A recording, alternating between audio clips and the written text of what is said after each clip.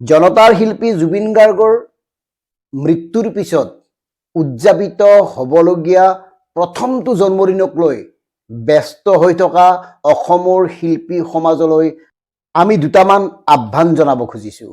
প্ৰিয় শিল্পী জুবিন গাৰ্গক হেৰুৱাই এনেকুৱা এটা পৰিস্থিতিৰ সৃষ্টি হৈছে, ৰাজহুৱাভাৱে যদি আপোনালোকে জুবিন গাৰ্গৰ কথা সোঁৱৰণ কৰিবলগীয়া হয়, চকু চলচলীয়া হৈ পৰে, চকুৰ পানী ওলায়, আৰু এনেকুৱা পৰিৱেশটো স্বাভাৱিক। কিন্তু আমাৰ কথাটো হ'ল, আৰু কিমান দিনলৈ এনেকৈ চকু পানী টুকি থাকিব?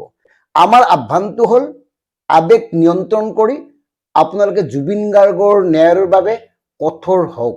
জুবিন গাৰ্গৰ ন্যায় বিচাৰি কঠোৰ গণতান্ত্ৰিক আন্দোলন কৰক। জুবিন গাৰ্গৰ ন্যায় বিচাৰি চৰকাৰক বাধ্য কৰাওক। আপোনালোক শিল্পী মানুহ, আপোনালোকৰ লগত বহুত মানুহ আছে, আপোনালোকৰ বহুত দাম, লাখ টকাৰ তলত কোনেও আপোনালোকক অনুষ্ঠান পৰিৱেশন কৰিবলৈ নামাতে। কালি দেখিলোঁ নলবাৰীৰ ৰাসত আপোনাৰ নীল আকাশে কান্দি কান্দি মায়াবিনী ৰাতি গাইছিল।